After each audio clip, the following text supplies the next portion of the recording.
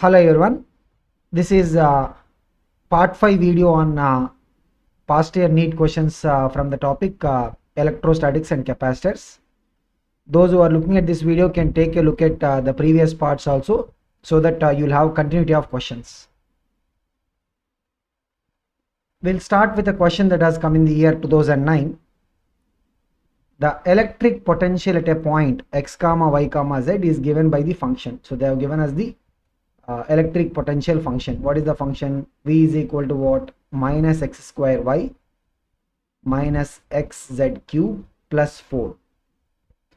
The electric field at the point is, means from here we need to find what is the electric field. So this is a question based on the gradient formula. So in some of the previous videos also we have seen this. The electric field will be given by minus dou v by dou x into I cap minus dou v by dou y into z cap minus dou v by dou z into k cap. So this is what we call as the gradient function. Dou, basically this term, right, is partial derivative. What do you mean by partial derivative? When we are taking a partial derivative with respect to x, means other quantities will be taken as a constant. Similarly, when you take a partial derivative with respect to y, means x and z will be constant, like that. So we will just go one by one. First we will see dou v by dou x. So partial derivative of the function minus x square y minus xz cube plus 4. So here this minus y will be like a constant. Derivative of x square is what? 2x. Here this minus z cube is like a constant. Derivative of x is what? 1. Derivative of 4 is a constant, it will be 0. So dou v by dou x, right, will be equal to minus 2xy minus z cube. Means we have minus dou v by dou x into I cap. So overall we have to take a minus, right? So it will be what? Minus of minus 2xy minus z cube into I cap. So probably by looking at this value itself, right, we will be able to conclude what is the answer. So minus into minus will become what? 2xy plus z cube into I cap. So that will be the I component. If you look at these options, right, only one of these options is matching the I component. What is it? Option D. So by this itself we will be able to conclude that the electric field function will be what? Option D. But we will calculate the other two components also. Now we have to get the J component and K component. So we will first get the J component. For getting the J component, we should calculate this dou v by dou y, partial derivative of the potential function with respect to y. So dou v by dou y will be what? We will take a partial derivative with respect to y for the function minus x square y minus xz cube plus 4. Here when you take a partial derivative with respect to y, this minus x square is like a constant. Derivative of y with respect to y will be 1. Here there is no y term, means this will be like a constant only. This 4 is anyway constant. So totally what is it? Minus x square. We have minus dou v by dou y. So minus of minus will be what? Plus. Plus x square into j cap. We can see here j cap into x square. Then we have to find dou v by dou z, which is what? The partial derivative with respect to z. Minus x square y minus xz cube plus 4. The first term, there is no z, means it will be taken like a constant. Second term, x will be like a constant. Derivative of z cube is what? 3z square. Last term will be like a constant. Derivative will be 0. So what do we have? Minus 3x into z square. So minus dou v by dou z, right? So minus of minus 3x into z square into the k cap. Minus of minus will be what? Plus. Plus 3x into z square into the k cap. So you can see that is also matching. So this is how we'll get the electric field function when we are given. Next we have a question that has come in the year 2008. The electric potential at a point in free space due to the charge q is Q into 10 power 11 volt. So because of the charge Q, what is the electric potential?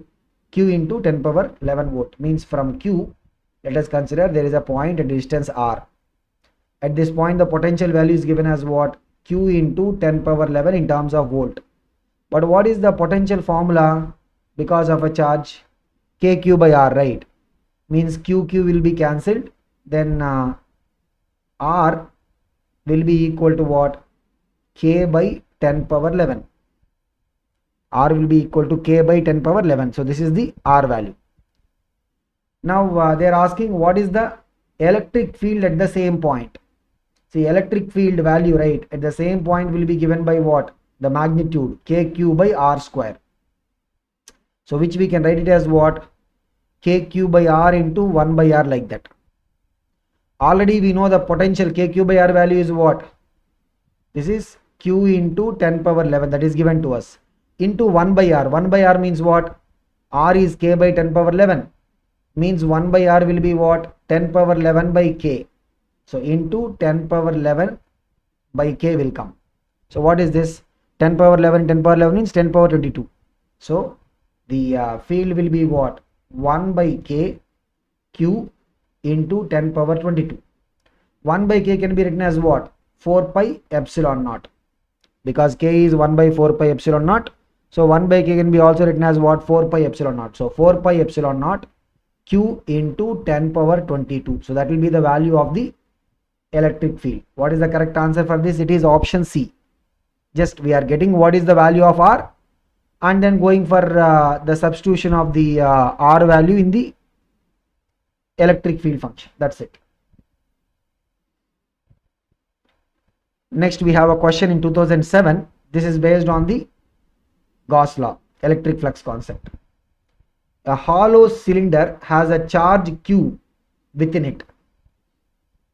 If phi is the electric flux in unit of voltmeter associated with the curved surface B, cylinder, right? This is a cylinder here. So cylinder will have two surfaces. One is the curved surface and circular surfaces will be two of them. One on this side, one on the other side.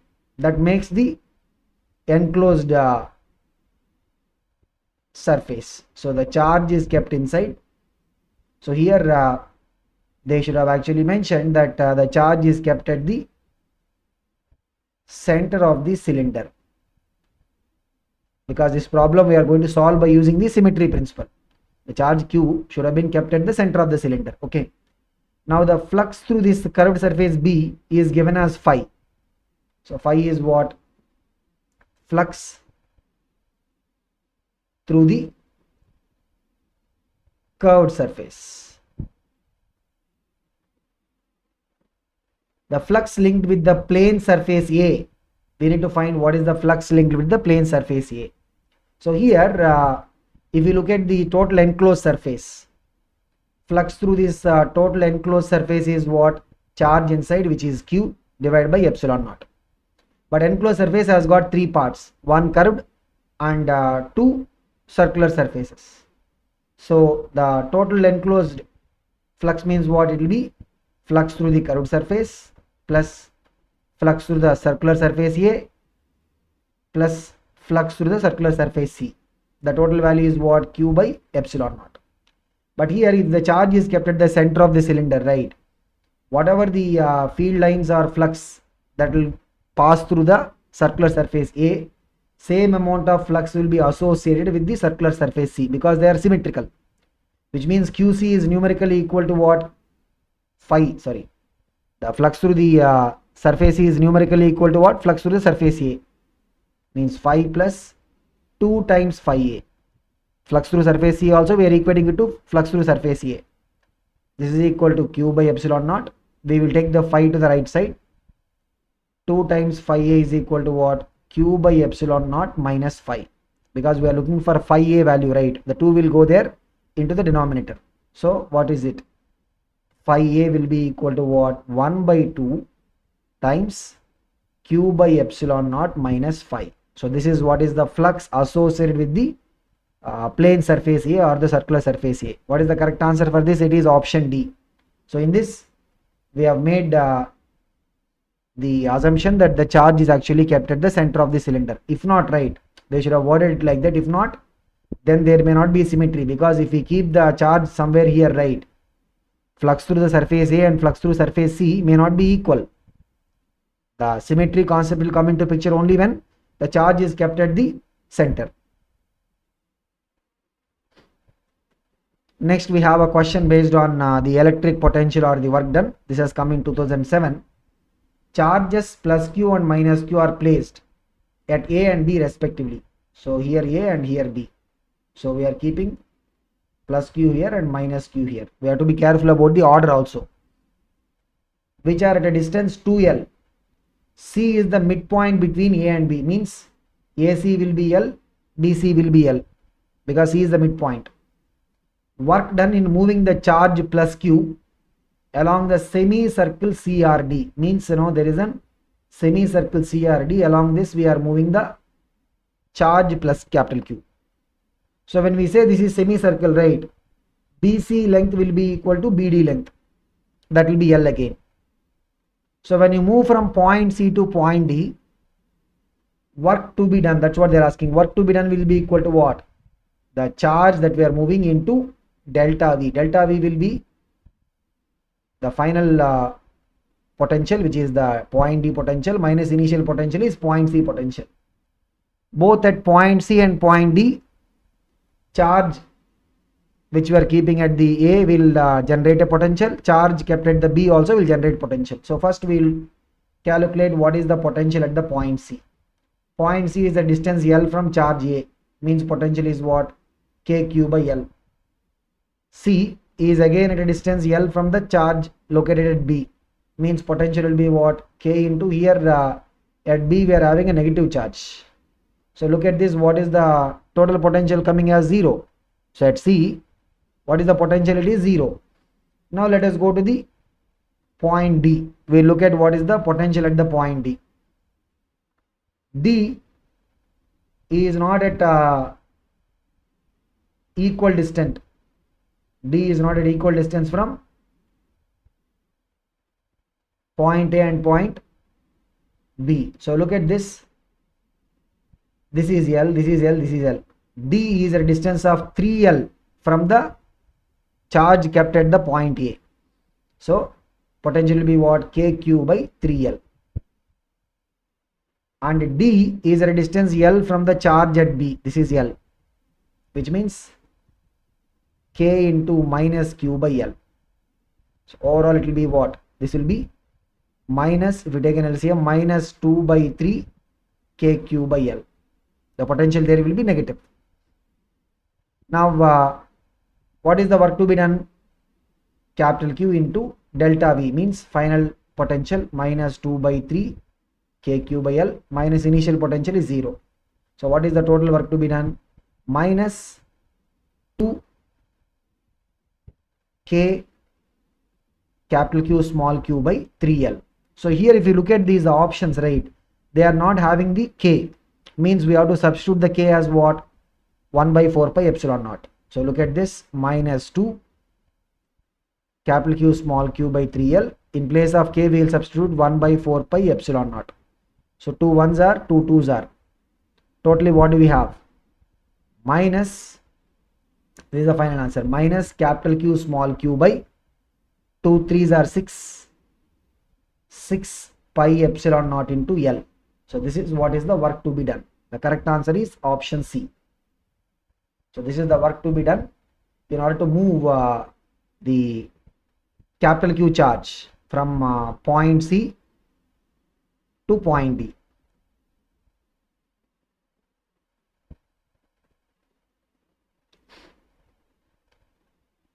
Next we have a question on the net dipole moment. 3-point charges plus small q minus 2q plus q are placed at the points x0, ya, z0. That is, so the plus q charge is kept where? 0 comma a comma 0. minus 2q charge is kept here, where 0 comma 0 comma 0 means origin. Another plus q charge is kept where a comma 0 comma 0. So if you see, this is kept, it is having only the y coordinate, means it is kept along the y axis. This is only having the x component, means what, it is kept on the x axis. So if you look at it, right, the arrangement will be like this. We have minus 2q at the origin, here on the x axis at a distance a, because what is the distance between the origin and this point? A. At a distance a, we are keeping charge plus q. Similarly in the y axis also we are keeping at a distance a. Now here we will see two dipoles. How do we get two dipoles? Because dipole is what? Combination of equal and opposite charges. Now the minus 2q, right, we can consider it as what? A combination of minus q and minus q. Thereby we will get a dipole this side, minus q and plus q. We will also get a dipole along the y axis, minus q and plus q. So we have two dipole moments. We will have two dipole moments. Each of them is having a value of q into a. One is along the x axis, other is along the y axis. Now these are two equal vectors. Dipole moment is a vector. If we are looking at what is the resultant of equal vectors will be along the angular bisector. So the angular bisector of this x and y directions, right, that is the direction in which we will have the net dipole moment. And what will be the net dipole moment? This is qa, this is qa, right? Angle between the two dipole moments is 90. So the net dipole moment P will be equal to what? It will be equal to root of qa the square plus qa the square. It's like, two vectors which are perpendicular. What is the resultant? Root of a square plus b square. So what is it? Root of 2 times q square a square, that is root 2 times qa. That is the net dipole moment. But what is the direction of this? It is along the angular bisector. So if you look at these options, right, option A and as well as C and D, they are saying the magnitude is what? Root 2 qa. B is anyway gone case, because there the magnitude itself is different. Now in option C, they are saying the net dipole moment is along the x axis. That is wrong, because it is not along the x axis. Option D, they are saying the net dipole moment is along the y direction. That is also wrong. So by now itself, right, we will be able to conclude what is the answer. What will be the answer? It is option A. So this way we will be able to eliminate the irrelevant answers, and we will be able to arrive at what is the appropriate answer. But here, no, we will also have to check why are we saying that it is option A. So just read the option A statement. It is a root 2a along the line joining the points 0 comma 0 comma 0 and a comma 0. Means, look at this, we have the origin, that is 0 comma 0 comma 0. Where will be a comma 0 means it will be exactly along the angular bisector. A comma 0 means what? It will be in the xy plane, and it will be the angular bisector line. Angular bisector means what? The points will be equidistant from both the x-axis as well as the y-axis. So the a comma 0 will be a point on that angular bisector. That is where our net dipole moment will be along. So which means what? That option A is the correct answer.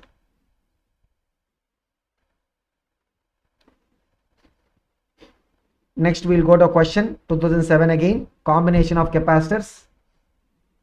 Two condensers. So condenser is another way in which we will call the capacitors. Two condensers, one having a capacity C, other with a capacity C by 2, are connected to a V volt battery as shown. So what is this? This is basically a parallel connection, right? Both the capacitors are connected in parallel to the voltage source. Work done in charging fully both the condensers is, see, whatever the work done in charging capacitors, right? The work done in charging capacitors will be stored as electrostatic potential energy. Work done in charging the capacitors is stored as electrostatic potential energy inside the capacitor. So here, when both of them are charged fully, right, because they are in parallel with the voltage source, both will have a potential of V. That is when we will say they are fully charged. Energy on the first, the capacitor having capacitance C is what? Half into C into the V square. Energy on the second capacitor is what? Half into its capacitance into the V square. So what is it? This is half CV square. This is 1 by 4 CV square. Totally what is it? 3 by 4 CV square. So this is the total electrostatic potential energy of the capacitors when they are fully charged. Means this much amount of work is actually done in charging these capacitors. So what is the answer for this? It is option B. Whatever the work we are doing in charging the capacitors, right, is stored as the electrostatic potential energy inside the capacitors. Next we have another question on the capacitor. 2006 this question has come. A parallel plate air capacitor, means the medium is air, is charged to a potential difference V volt. After disconnecting the charged battery, the distance between the plates of the capacitor is increased using an insulating handle. As a result, the potential difference between the plates. So look at it. First, we have the capacitor. We are connecting across a voltage source, charging it. Okay, let us say the capacitance value is C. When we charge it, right, the potential across the capacitor plates will be equal to potential of the voltage source. So the final charge accumulated on the capacitor plates will be C into V. Now what they are saying, it's disconnected. Once we disconnect the capacitor, then whatever the charge on it, right, is going to remain constant, because nothing is going to happen to charge. Once it is charged, this is having a plus Q, this is having a minus Q. That is going to remain as it is when we disconnect it from the battery. Now what are we doing? Somehow by using an insulating handle, we are increasing the distance between the capacitor plates. So increase the distance between the capacitor plates. Charge is going to be as it is. We are increasing the distance. Let us say initial distance is D. Now the increased distance is D dash. D dash is what? More than the D. As a result, what is going to happen? The capacitance value is going to change. Capacitance value will now be equal to what? A into epsilon naught by D dash. A into epsilon naught by D dash. The capacitance value is changing. Once the capacitance is changing, the potential across the capacitor plates also will change. Why? Because charge is constant, right? So the new potential will be equal to what? Charge, that is anyway same, divided by C dash. What is C dash? A into epsilon naught by D dash. So you can see what is this? Q D dash by A epsilon naught. This is V dash. What is the original voltage? Original voltage is what? Q by C original, which is what? Which is Q D by A epsilon naught. Since D dash is more than D, right, what it means? The V dash value will be more than V. So the capacitance value will be decreasing. As a result, the voltage or potential difference across the capacitor plates will be what? Increasing. Correct answer for this is option A. So here the charge is remaining constant. Since the distance between the plates is increased, capacitance will be decreasing. Capacitance decreasing means what? Potential difference will be increasing. Next we have a standard question on the electric dipole. An electric dipole of moment p bar is lying along the uniform electric field. Lying along the uniform electric field means what? It is aligned in the direction of the, so let us say this is the uniform electric field E. It is aligned in the direction of the uniform electric field. So dipole is aligned. The work done in rotating the dipole by 90 means we are rotating the dipole by 90. So initially the angle between dipole moment and electric field is 0. So initial potential energy will be what? Minus P into E into cos 0, because potential energy will be minus Pe cos theta, where theta is the angle between the dipole moment vector and the electric field vector. So initial potential energy will be what? Minus P into E. Finally, when we rotate by 90, right, what is the angle between electric field and dipole moment? Dipole moment will be turning like this. Angle in this case will be 90. So potential energy final will be what? Minus P into E into cos 90 will come. Cos 90 is 0. So final potential energy will be 0. Now here when we are rotating, right, we have to make an assumption that the dipole does not gain any kinetic energy. This is an assumption that we have to make. So the work to be done will be equal to what? Change in energy. Change in energy means here kinetic energy will not come into picture. Energy minus initial energy. Okay.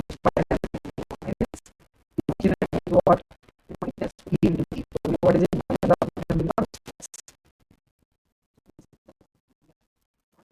Dipole by an angle 90 from the initial position. So initial position, what do we call it as? We will call it as stable equilibrium, right?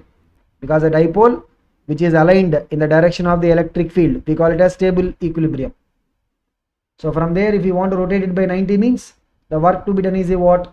P into E, which is option A. In fact, this question has also come, same as it is question has come in one of the other year as well. Next we have another question, 2006. This is based on the concept of the electric flux. A square surface side length L is in the plane of the paper. So this is the square side length L. All sides will be equal, okay? Square, right? A uniform electric field E also in the plane of the paper.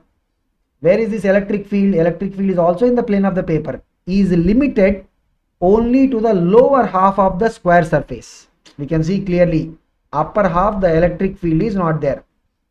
Only the lower half it is there, okay? The electric flux in SI units associated with the surface. So what we'll do is first let us divide the surface into two parts. Upper half, what is the area? Total area of the square is what? L square, right? Means upper half will be L square by 2. There is no electric field, means flux will be straight away 0. Now come to the case of the lower half. Lower half, there is an electric field that is existing, uniform electric field. What is the flux formula for a plane surface? It is what? E dot A, means dot product of electric field vector with the area vector.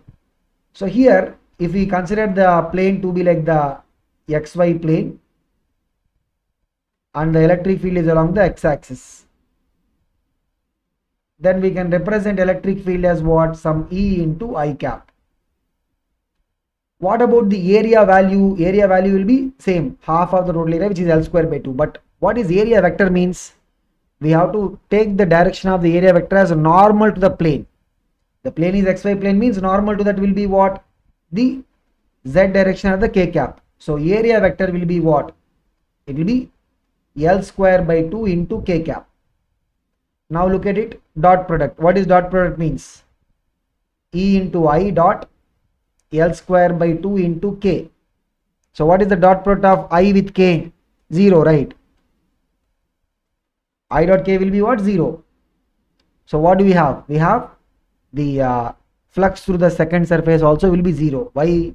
There is electric field, but the field is lying in the plane of the sheet. When the field is lying in the plane of sheet, no field lines will be going through that area. In the sense, going through the area means they should either enter that area or they should leave the area. Here what is happening? They are moving parallel to the plane. That is the reason why the flux will be what? 0. Flux will be coming only when, if you have a plane area the field lines should either enter or they should be leaving. That is when we will have the flux. But in this case, what is happening? Field lines are going along the plane of that area. So flux will be what? Coming 0. In fact, we have seen another question exactly a similar type, but small difference. So whenever we have the field lines in the plane of the area, right, flux will be what? 0, because field lines will not penetrate to the area or they will not be emerging out of the area. So here if you look at in these kind of cases, right, the area vector and field vector, they will be perpendicular. That is why the flux will be 0. If the field is lying in the plane of the sheet, means angle between the area vector and the electric field will be what? 90. That is the reason why flux will become 0. So what is the answer for this? Anyway, the upper half there is no field, no flux. Lower half there is a field, but what is happening? Field is in the plane of the paper or plane of that area. That is the reason why that is not going to contribute for the flux. The answer is what? The total flux will be what? 0 anyway. So this is about this part video, and we'll see in the next part.